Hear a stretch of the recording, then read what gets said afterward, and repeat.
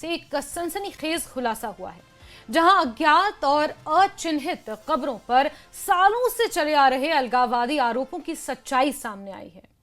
6 साल के गहन सर्वे के बाद save youth save future foundation की एक रिपोर्ट ने बेगुनाहों की हत्या के दावों को झूठ साबित किया है। बारामूला, कुपवाड़ा, बांडीपोरा और गांदरबल के 373 कब्रिस्तानों की साइंटिफिक पड़ताल की गई। और क्या कुछ निकला इस पड़ताल में, देखिए हमारी इस खास रिपोर्ट में।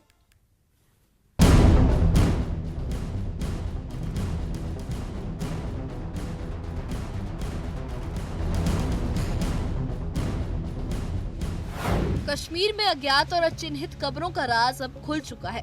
सालों से अलगाववादी तत्व ये आरोप लगाते आए हैं कि सेना और पुलिस ने बेगुनाह कश्मीरियों को मारकर गुमनाम कब्रों में दफना दिया, लेकिन अब एक रिपोर्ट ने इन दावों को सबसे बड़ा झूठ साबित कर दिया है।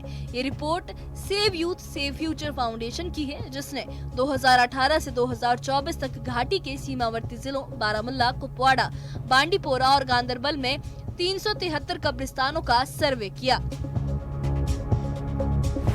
सर्वे के नतीजे चौंकाने वाले हैं। कुल 4056 कब्रों में से सबसे ज्यादा 2493 कब्रें विदेशी आतंकियों की है, जबकि 1208 कब्रें स्थानीय लोगों की। इसके अलावा 70 कब्रें 1947 में भारत पर हमला करने वाले आदिवासी आक्रमणकारियों की है। संस्था की टीम ने लोगों से बातचीत, पुरानी तस्वीरें, FIR, गवाही और रिकॉर्ड्स के आधार पर साइंटिफिक तरीके से ये रिपोर्ट तैयार की, जिसका नाम है unravelling the truth, a critical study of unmarked and unidentified Graves in Kashmir valley.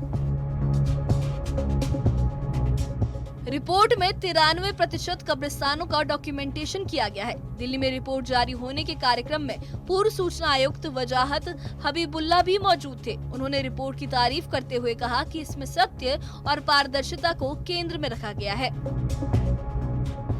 But also, I would like to congratulate the government of J&K, which of course, as you know, has been facing a considerable lot of criticism more recently, on having allowed it to happen. This is a study that needed to be done, as there are many more studies that need to be done. Because now, I don't know if it's very clear to you, but it is to me, that the violent phase of militancy is over. It has been defeated. Of our findings rests entirely on our methodology, which employed the gold standard of ethnographic research, triangulation through multiple independent sources. Our research spans 6 years from December 2018 to 2024, focusing on 4 strategically selected districts: District Baramula, District Bandipora, District Ganderbal and District Kupwara. These areas were chosen because they are located near the line of control and have been historical infiltration routes for foreign militants.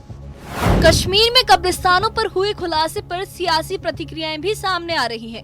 BJP प्रवक्ता रजनी सेठी ने कहा कि ये केंद्र सरकार की आतंकवाद के खिलाफ जीरो टॉलरेंस की नीति का सबूत है और सरकार तब तक कड़ा रुख अपना के रखेगी जब तक आतंकवाद का सफाया नहीं हो जाता। वहीं नेशनल कॉन्फ्रेंस के वरिष्ठ नेता शेख बशीर अहमद ने बीजेपी पर आरोप लगाया कि वो मृतकों पर भी राजनीति कर रही है, जो उचित नहीं है। लगातार 2014 से प्रधानमंत्री मोदी जी ने एक ही बात की हम लोगों के बीच की जीरो टॉलरेंस फॉर टेररिज्म। उसी को लेकर वो काम कर रहे हैं। चाहे हमारी आर्मी है, पुलिस फोर्सेस हैं, उनको हमें फ्री हैंड दे दिया है सरकार ने कि आप जिस तरीके से टेररिज्म को खत्म कर सकते हैं उसको खत्म करिए।